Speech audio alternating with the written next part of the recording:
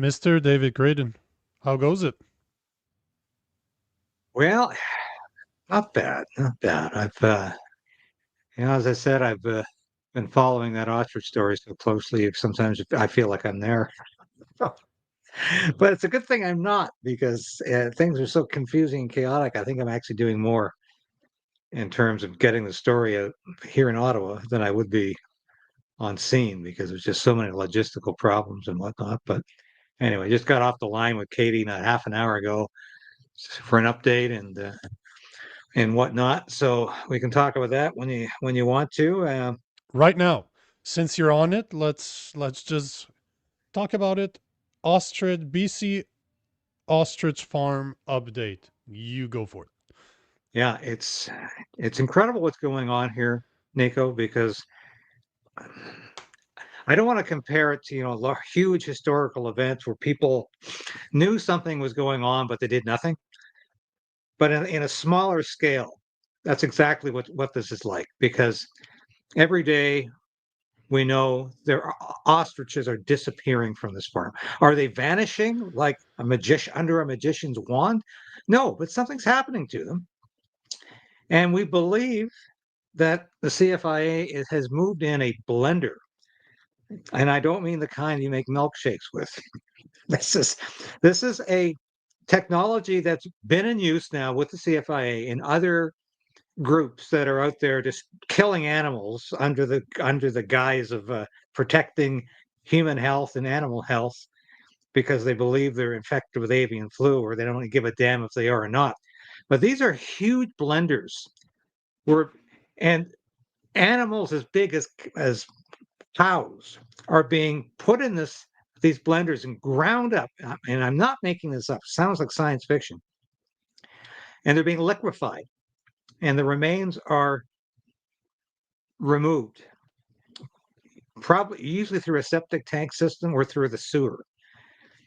And this is absolutely shocking when I found out this technology has been in use. We saw one of these devices hauled onto the farm. There's photographs of this. We've got photographic evidence of it.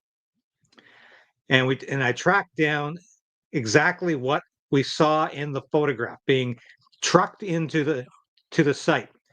And sure enough, it's one of these industrial blenders that is used to hydrocremate is the word. I've never run into this before. And this is what they call the process because they instead of reducing the carcass to ashes, it reduces it essentially to liquid. But this is what we believe is going on. Can we confirm it in terms of evidence, in terms of the affluence being found, tested?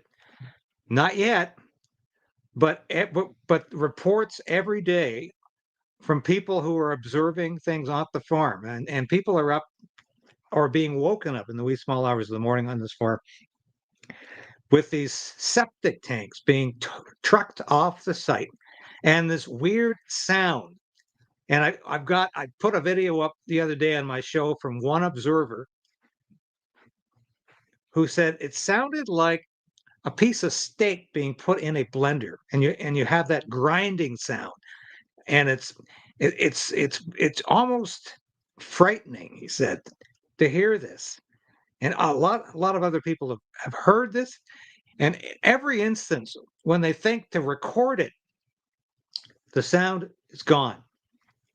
So I'm asking people, and I'll ask them on your show here as well, if there's anybody at the farm. I know a lot of the of Katie's supporters watch this show now on Wednesday night, and I'll say it again: if anybody is out tonight, put your iPhone on, put your smartphone on, record it, and send it to me tomorrow. Katie will be on my show on Friday again to discuss this incredible maneuver, if you will. But the observers are on a hill all day long, tracking how many ostriches. The last number that I received was 284.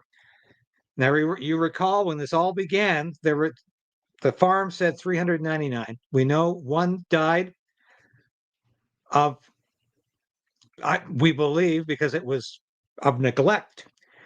But the CFIA came back with an official report last week saying, well, we believe there's between 300 and 330 ostriches remaining on the farm. Well, what the hell happened to the other 68 to 98 ostriches? Why are they using that figure? And can't they count? Are these people so incompetent they can't count 330 ostriches? They have to give you a range? Because the observers on this farm are giving us an exact number, the latest being 284. So if this is actually happening, this is a crime because it's in direct violation of the Supreme Court order to stop this culling and just look after these birds in terms of feeding, giving them water, and making sure they have bedding at night. And that and if any animal is sick, they're supposed to bring a veterinarian in. That's what they're supposed to be concerning with, not to getting on with the job as they're looking at it. But I still look at this as a huge scandal. It's just incredible what's going on here. And anybody who has two eyes and two ears can tell that the population of ostriches is declining every bloody day and every week. And the Supreme Court is not expected now to decide to whether or not they're going to hear this case until late November, maybe December. I don't think the birds have that long to live. Now that's an extended sort of report of what's going on here, but I don't know if this farm is going to survive. The object here seems to be to inject as much misery into the situation as possible. They keep people up all hours of the night with the noise from these trucks going in, moving material out at 2:30 in the morning, 3 o'clock in the morning, and never allowing the farm to even count the ostriches, bring anybody in to do that. And certainly they're still maintaining that they'll never test these ostriches to see if they actually have any evidence of H5N1 avian influenza. And we all know at this point, this has just been a huge lie. These birds aren't sick. If they are sick today, it's the CFIA, the Canadian Food Inspection Agency, that's made them sick. And I have seen video after video of these goons lassoing, poking the ostriches with something that looks like potentially a needle, chasing these birds, harassing these birds, corralling them into this death pit area because it's almost as if they're just preparing to get rid of the last number. And I have never seen a government agency so immune to basic law because they are contravening animal cruelty laws. They're contravening everything that the Supreme Court said they're supposed to be doing for these animals during the stay.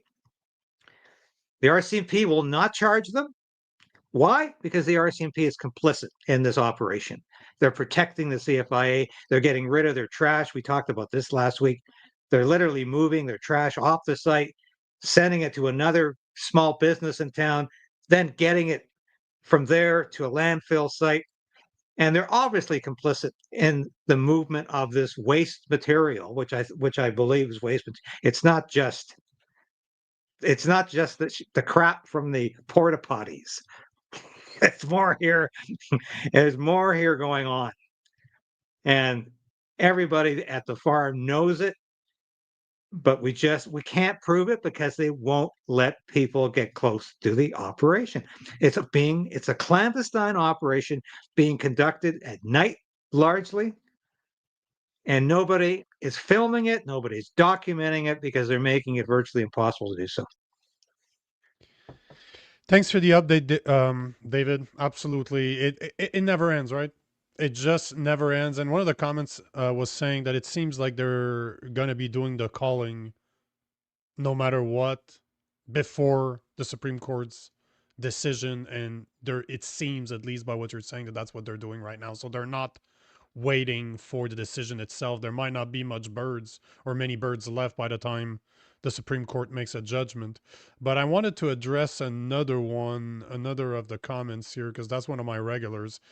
Trevor Benson, but the birds are clearly more important, because he started listing, he's like, David's still talking about the birds, and he then listed a bunch of other things like maids, kids disappearing that are, uh, he believes more important. And I'm not saying there are, I'm not saying there aren't, but Trevor, the reason we keep on talking about the birds is because it's happening everywhere. That's the thing. Like, government is going after our rights. It doesn't matter that it's through bills trying to censor us. It doesn't matter that it's through the CFIA. They're literally attacking farmers. Then you talked about MAID, same thing. Like, there's an article that came out. I need to do more research into it, but saying that the veterans are being offered MAID instead of regular care. So MAID is everywhere. I don't know if you heard about the heart that was harvested after somebody died in somebody literally made it themselves, ended up in the US. And a heart, people don't know this, but a heart in the US goes for about $1 million. That's the price of a healthy heart. So somehow we have organ harvesting going on through MAID that ends up in the US. So Trevor, I get you, but it's just we're attacking it all. It seems to be coming from all angles. The government's going after us every way that they can. It's just, this is just another Yeah, example. And that's if you guys want to hear more, you said that you have Katie from the farm coming on your show on Friday, right? yeah. 11 o'clock because it's a little early for us sometimes on because of the Pacific time zone. But yeah, I would say the same to Trevor. It's not that I have an obsession with ostriches. It's not that I have an obsession with this farm. It's not that I'm crazy. I'm a crazy animal rights activist. I've certainly never done that. But I do believe farmers have a right to their private property, to their farm, to their livestock. And if a government agency can get away with this, defying the Supreme Court and just doing whatever the hell they want, then people are next. And that's the point. It's not just about ostriches, never been about this. And Katie is the first person to say it's not just about my farm, my family, my ostrich. No, it's about not, and it's not even about farmers, just farmers. It's about all Canadians at the mercy of a ravenous federal government that will do whatever the hell it wants to advance a political agenda. And this one, of course, is rooted in big pharma. It's rooted in vaccines. It's rooted in a complete dismissal of herd immunity because they don't want to hear about natural remedies. They want to hear about what's going to cost billions of dollars with vaccines. So that's what this is about. And if you think it can't, if you think it can't escalate, it's done that in so many other countries that were once relatively free, but they became totalitarian states where the unthinkable suddenly became practice. And that's what's happening here. Of course, I'm concerned about MAID. I did an interview this morning on the Mark Petroni's show out of Mississauga. I go on every week to talk about current events with Mark. He's become a very good friend. And he asked me about MAID for veterans because I'm a veteran myself.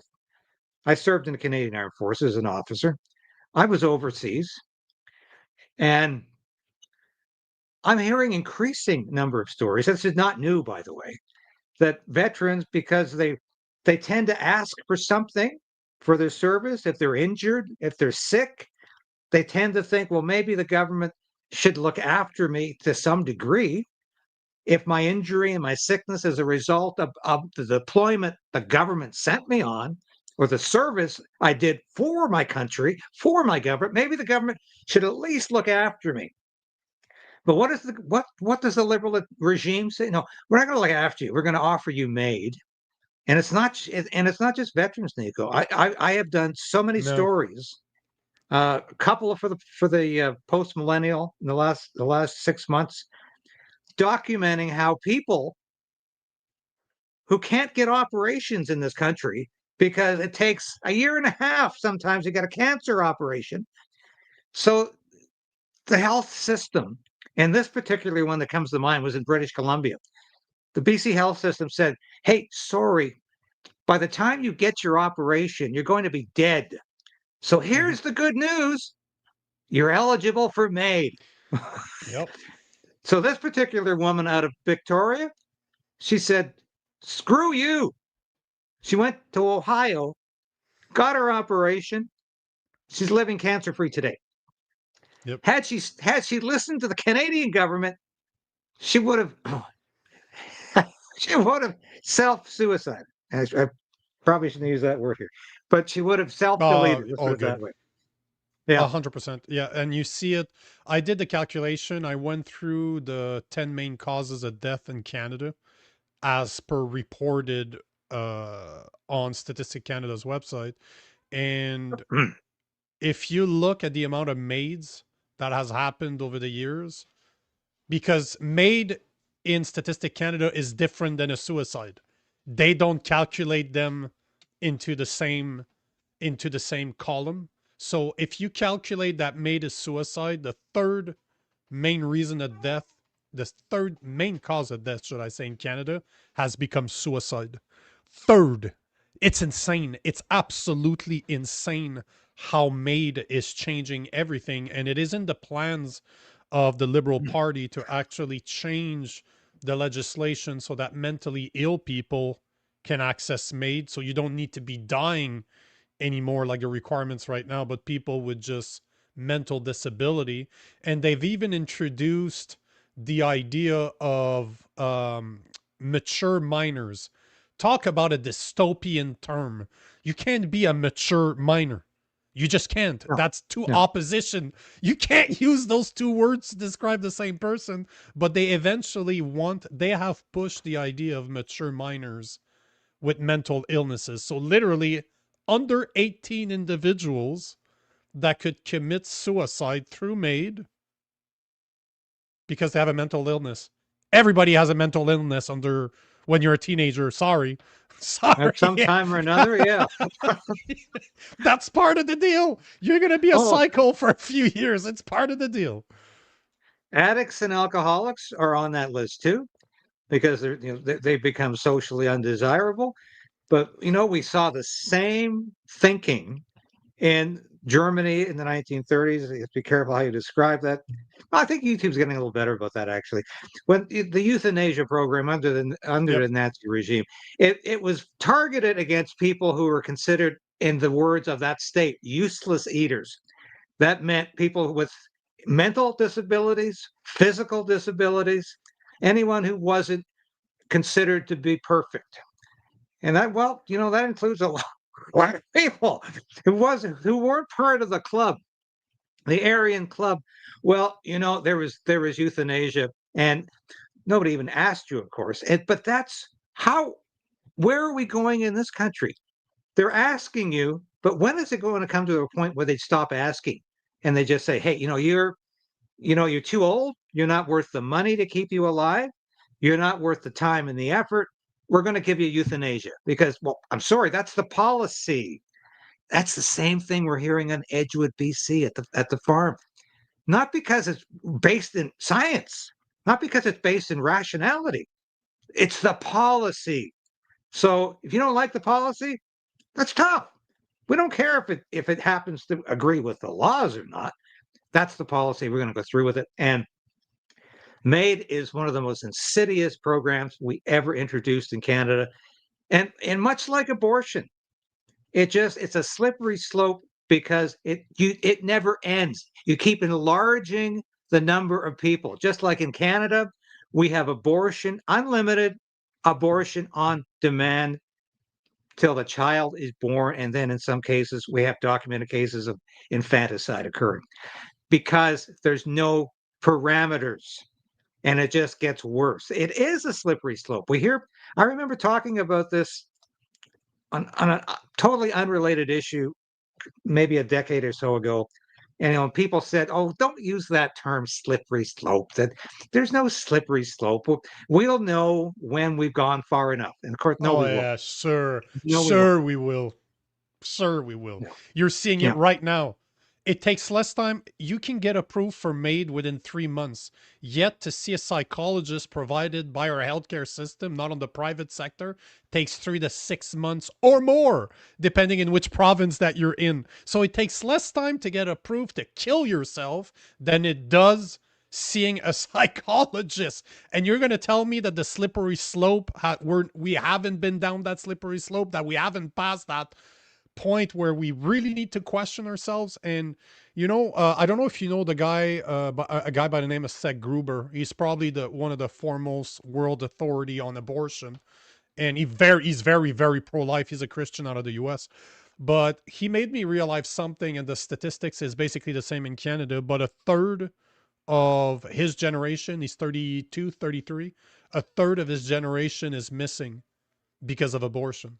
Like, I've looked at the numbers in Canada, it's over 100,000 abortion last year alone. And if, however you feel about it, I'm pro-life, no questions, no questions about it. But however you feel about abortion, if you look at the numbers, it's anywhere somewhere between 95 to 99% of abortion. So let's say 95 for the sake of argument of abortions are done by women that are healthy.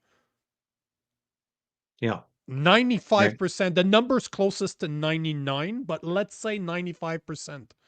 So only 5% of the abortions out there are used because of medical issues. Either there's a problem with the fetus, or there's a problem with the mother that she could die if she continues. There's a problem with the pregnancy. But 95% of them are used out of convenience. That's the word I'm going to use. Convenience. Yeah. So we have a massive problem where we don't value life. Just this week in Longueuil, it's a town right next to Montreal, just south of Montreal. It's the second time in 3 weeks that they find a newborn abandoned that dies. So one of them was left on a random people's staircase. The baby died. They found one this week. It left in a school shelter, not a bus shelter. Just left there. The newborn died.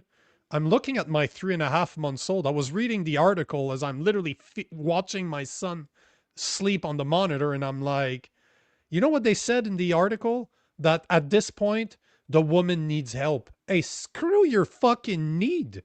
You're not a victim, woman. The child is a victim, not you. You literally murdered a child. You murdered a child, and the police was more worried about her and the psychological help that she needs, like she's a victim in all this. So it doesn't matter that you're looking at the birds. It doesn't matter that you're looking at MAID. It doesn't matter that where you're looking. It seems that we do not value life at all, and victims have become lesser than the criminals that commit the crime. It's absolutely insane. It's up. So that slippery slope is the it's the perfect Yeah. expression, because we're way down that slippery slope.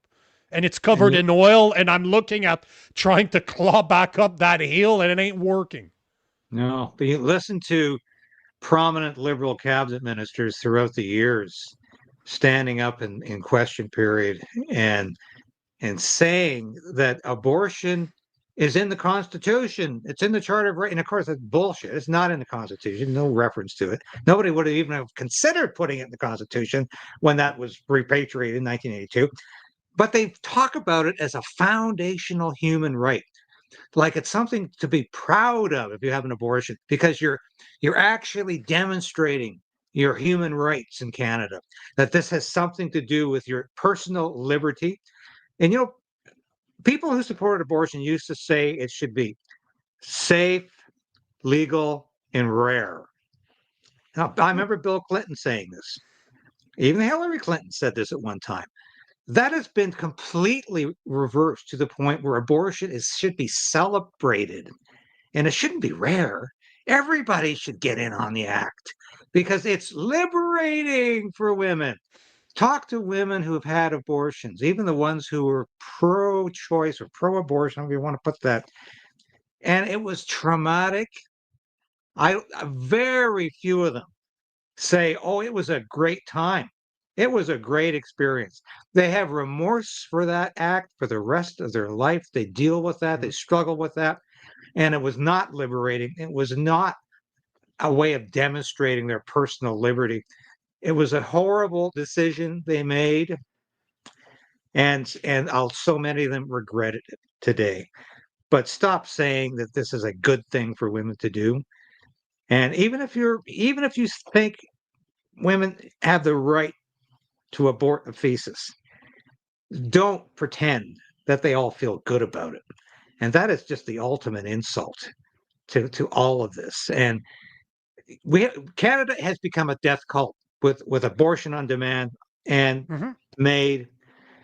And as we see now, these roving death squads killing literally millions of chickens, killing sheep, killing cows across the country based on they might have had a disease, so we're going to stamp them all out. And we all know there's the political what's going on here politically is it's so beyond anything about the vaccines or avian influenza or sickness in animals. It's about adherence to big pharma, and it's about ultimately taking away our food sources in this country. I really believe that we're going down the road Yep. where we're going to be left eating insects, and that, of course, the WEF philosophy. I always tell people, if you think I'm talking nonsense about where the World Economic Forum wants people to go, look at their website. It's still there. And it's not like they said, whoops, this is embarrassing. We have to pull this down. It's still Yeah. there. All of this stuff is still there. That's what they believe in. Don't even just look at the WEF. Go see the WHO. Since the 90s, they've been talking that they want a 90% world depopulation. And you know that that agenda is not going to be done through weapons. They cannot stand against us. We're too many people. But how are they going to do it? Promote abortion is one of them. Have people kill their own children. Then you don't think vaccination, the last COVID experiment, you don't think that's going to play a role into a depopulation agenda? The fact that it changes your DNA and you can pass that down to your children? There's so many ways that they've been look at eat the bugs, MAID, all beautiful ways to get people to unalive themselves. You don't even need, just give them the option and convince them that it's good for them, indoctrinate them to believe that it's good. And yet it's right on their website. The last Bilderberg meeting that took place a few months back, what's the name of that woman? The woman that just quit. She's one of the ministers that just oh man, one of the worst ministers ever. How did I forget her name? She was with Trudeau before. She just took a job to be an envoy to Ukraine. What's the Oh, name of that oh, damn woman? oh. Damn, what's the name of that Ah, damn woman? isn't that Man, I'm funny? We drawing a talk about blank, her right? every day. Yeah, Oh, yeah, Freeman, Freeland. Yes. yes, Freeland. Fr- so Freeland was Christia at the Freeland. Bill Christia Freeland. Christia Freeling. She was at the Bilderberg convention, the same as our finance minister. And if you go pull out their main topics of conversation, you know what one of them was? Mass immigration and depopulation. This is one of the many subjects that the most powerful people on the planet are speaking about behind closed doors. So yes, I agree with you. There's a globalist agenda, and clearly Mark Carney's aboard because he is a self-declared globalist. Talking about this, there's one of the things that I wanted to ask you. Talking about globalism, did you hear the rumor about the EV tariffs being pulled from China? That Carney is going to announce that because he's in obviously right now. If you've been following everybody, if everybody's been following their what's happening with Carney, but Carney is in Asia right now trying to find deals instead of dealing with our biggest ally in the US. He's trying to find deals, and it's rumored that he will lift the EV tariffs, the 100% EV tariffs that are on Chinese EV light vehicles right now. Have you heard the rumor? Yeah, I think that would be great news for farmers because their canola has been slapped with 100% tariff, and that for a lot of farmers right now, that's keeping them alive. Is canola is keeping because they have been so hit in the last 10 years of regulations and the carbon tax that canola is keeping them alive. It's also an admission. If Carney goes through, it's an admission nobody's buying electric vehicles, and all of the electric vehicle plants in Canada are going under or are converting back to the regular vehicles, and because nobody wants these things. It's been the Canadian government under Trudeau invested. Why? No, why did I say that word? spent taxpayer money, billions of taxpayer dollars, and they took it from the CPP. They stole money from the Canadian pension plan to fund EV plants in Ontario and Quebec. This is an absolute outrage. But here's an admission. We stole the money, we subsidized these plants, and now we're admitting nobody wants to buy these damn vehicles because the tariff means nothing. The tariff means absolutely nothing. People don't want to buy Chinese or North American EVs, and it says so much. You know, if you, I was breaking down the number because I have a different view of what's going on than you do. Because obviously, that's what they're saying, that the reason they put 100% tariffs on the canola oil is because of the tariffs we put on the EVs. But what's interesting about this is if you actually start digging into it, it could be a massive, massive corruption opportunity for Brookfield, because one of the things that people don't understand is I digged into the numbers this morning. So on average in Canada right now, our car manufacturing can handle about 50,000 EV light duty cars or vehicles every year. As Hmm? per, and most of them ends up in the US. They're not even kept here because obviously EVs makes no sense in Canada when you lose more than a half of your range because it's cold outside 6 to 7 months of the year. But in order to meet the EV mandates, the 2035 EV mandates, we will need to be able to produce 2 million vehicles a year because that's about what's sold year after year when it comes to just regular cars, like all cars to put together. Normal gas cars is about 2 million a year.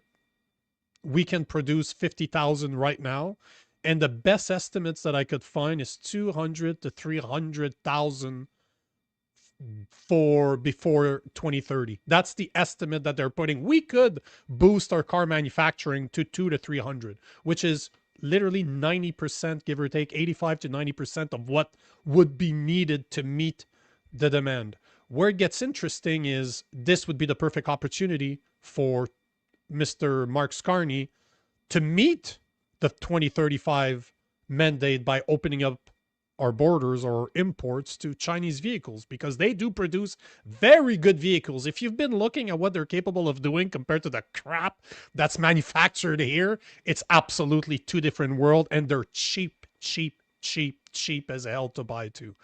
But what's interesting is that most people don't know this, but Brookfield is not invested in EV cars itself, but they own companies that specialize in building the charging grid for EV vehicles. So putting together the charging station and implementing the connection between all those charging stations. They call it charging as a service is how their product is called. They also specialize in EV batteries and storage, which if you look at a Tesla company is not a car company. It's a battery technology company that used cars to develop battery technology. So they own they own battery storage technology. They also specialize, as you know, in renewable energy, hydroelectricity, wind, and wind. What's the other one? Wind and solar. So they basically can open the floodgate to Chinese cars, EV cars, build the grid that's going to be needed in order to charge all those cars, sell the idea to Canadians that this will create great middle class job. We will be able to boost our economy again, and Brookfield will make a shit ton of money because their companies know how to build the infrastructure needed in order to meet the 2035 EV mandates. And I was looking at their stocks yesterday. You know how much the stock has grown? The Brookfield Asset Management stock since Carney was elected in April. It went from $44 to $66 within the span of not 6 months, just under 6 months.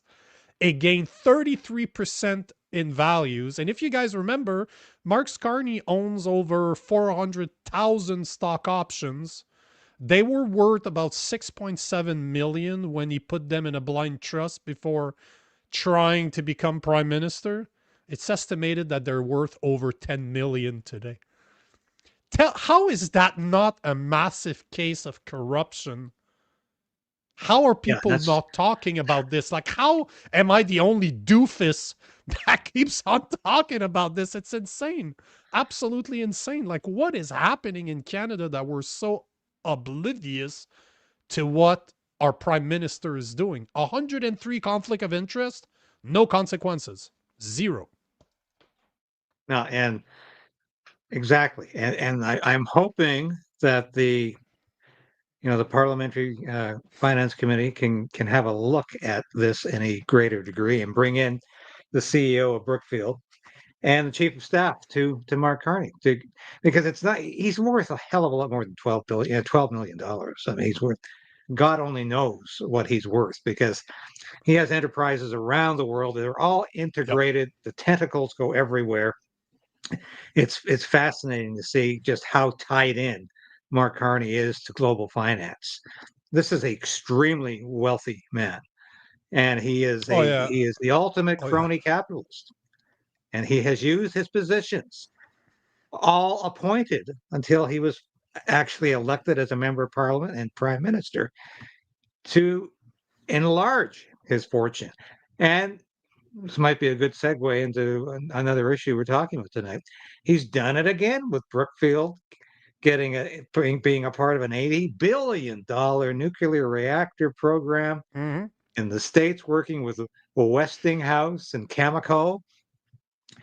And I said this on the show today. I had Jeffrey Rath of the Alberta Prosperity Project. We were not talking about Donald Trump that much, but I said we're talking about corruption in the government today, Mm-hmm. which Jeff, as a leading proponent of Alberta independence, says is one of the most significant factors in Albertans deciding or not deciding to vote for independence in a referendum next year. I said, well, why do you think Mark Carney, after all this elbows up BS during the election campaign, every time he's in the presence of Donald Trump, he's virtually on bended knee.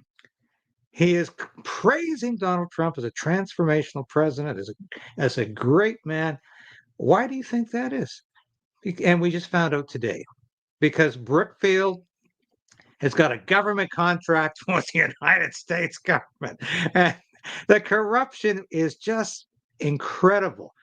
And yet the national media allows him this huge degree of hypocrisy to get away with the posturing. He has done, and I said to Jeff today, I said, even if you agree with Mark Carney's ideology, which is basically corporatist or fascist, you have to look at his job performance and say, he's done a piss poor job. He hasn't delivered on anything he's promised to Nope. deliver. He's helped sabotage the trade agreement. I know we'll get to that later. The trade agreement, as Doug Ford has, he's done nothing except introduce censorship and surveillance bills Yep. in a degree that even Justin Trudeau didn't imagine possible. But there's three of them in front of the House right now. Hope we have an election. That's another thing we can discuss later. Hope we have That an would election scrap them, because huh? if we don't, there's That a would scrap. fourth one coming. Yeah, But that's another thing worth mentioning. I was talking about that last week. If on November 4th there is a rejection of the budget, that means dissolution of parliament, and those bills that are tabled would get scrapped. So yeah. C2, C8, C9 would get scrapped. I'm hoping for an election, not just.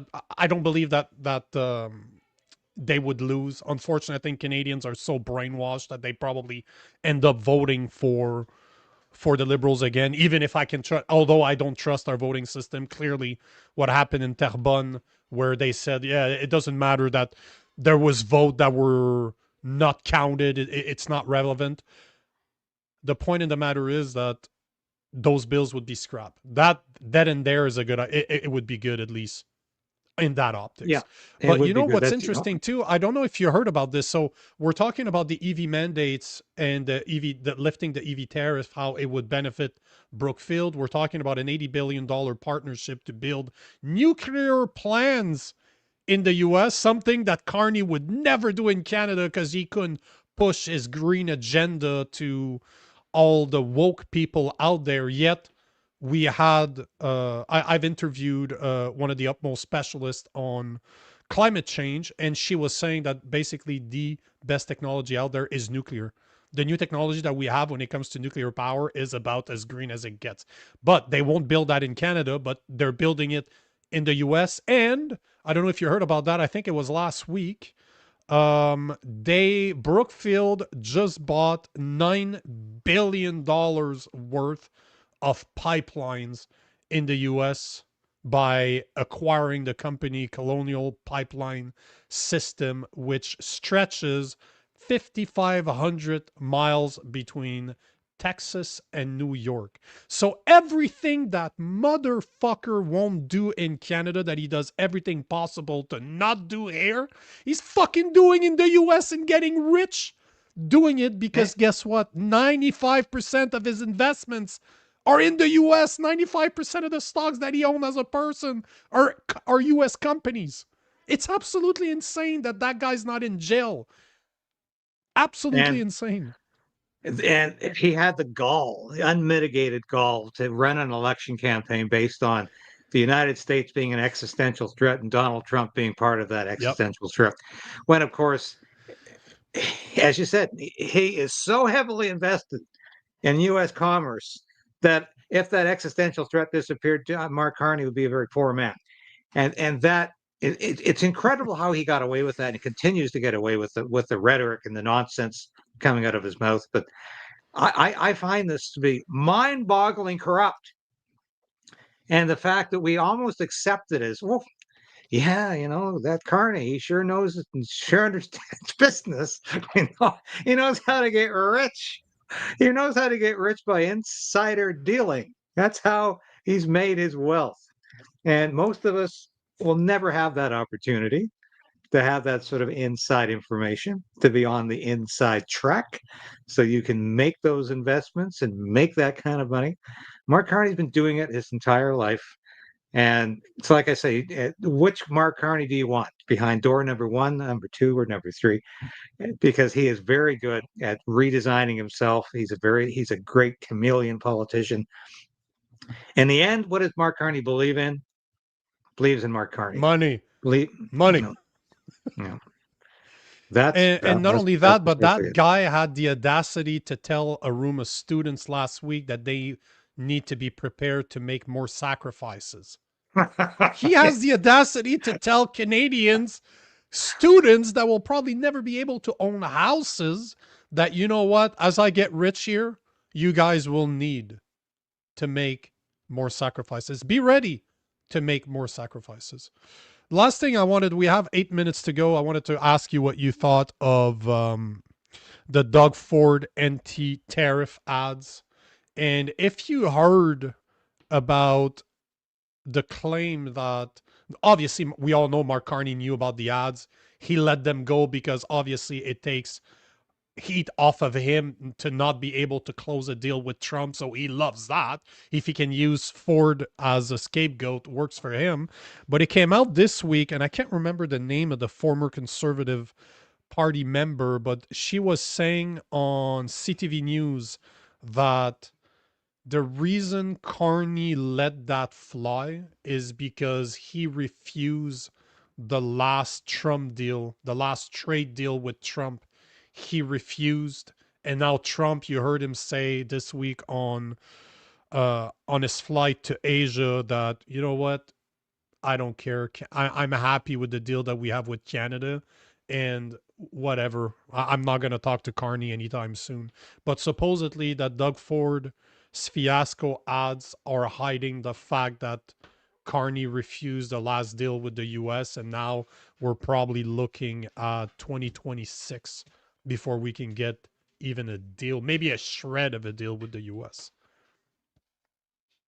I think there's more to this than just Donald Trump not liking the Reagan ad. It didn't make sense to me at all because Doug Ford is actually quite correct. Ronald Reagan was a free trader. Every conservative politician, principled conservative politician in 1984, 85 was a free trader. Every conservative Republican was a free trader in that era. So Doug Ford is historically correct, but you can be right in the past. You can be right historically, but you can be goddamn wrong for the present. It was not the ad to put out. But as I say, I don't believe that was all there was to it because why was it directed so much at Mark Carney? I mean, I don't think he'll ever sit in the same room as Doug Ford. He can't stand Doug Ford. He considers him a pompous, grandstanding ass. But Mark Carney, of course, the two of them have been very close. Donald Mhm. Trump endorsed Mark Carney 3 times during the election. Just the day before election day, he again for the third time endorsed Mark Carney. The two of them go back a long time financially. They've had dealings. And why Donald Trump wanted Mark Carney to be prime minister? Well, we can debate that whether he thought he could steamroll him, whether it was because they had information on each other. I don't know. But why would he suddenly say, "I don't even want to meet with this guy right now"? Because I think he figures there's nothing worth talking about because Carney has rejected Trump's last offer, and I don't know what Carney hopes to gain from this, except once again personal anger, personal riches. So we'll see what happens, but I don't for a minute think Donald Trump would have been this angry at Mark Carney because it was Doug Ford's ad. Carney might have approved it, but it was Doug Ford's ad. So yeah, there's a lot more to this than we know right now, and I think the rumors are probably true. You know, one of the things worth mentioning on this as well is obviously there's a lot of speculations going on, but I strongly believe that Mark Carney is doing everything possible to destroy our relationship with the U.S. because we are, I would argue, the number one untapped natural resources location in the world. Canada has the most untapped natural resources possible in the world. We have the power within 5 to 10 years to become an energy superpower, probably top three, minimum top five in the world. We don't, and over the past 10 years, we haven't. Since Carney got elected, I've been saying the same thing. He's here to finish what Trudeau started. What does that mean? He wants to destroy the economy. Why?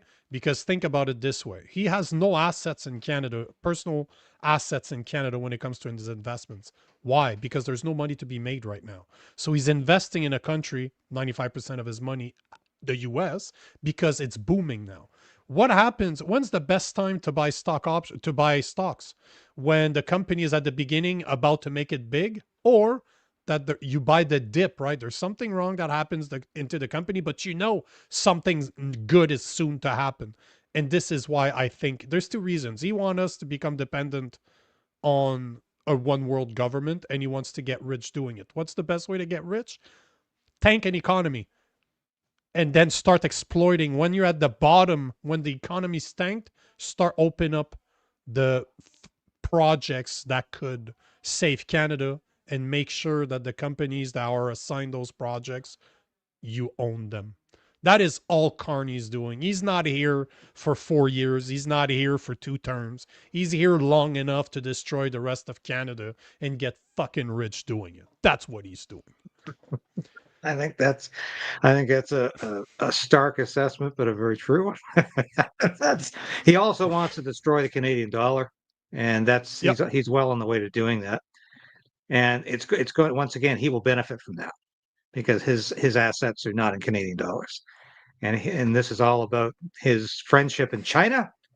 He wants China to be the leading economic engine in the world, and his friends in Europe. He wants to devalue the Canadian dollar. Anyway, he would like to devalue the U.S. dollar as well if he can do that in the process. So I Oh think yeah. we don't really know the machinations with Donald Trump are never exactly what they appear to be. There's always a dark underside to all of this activity.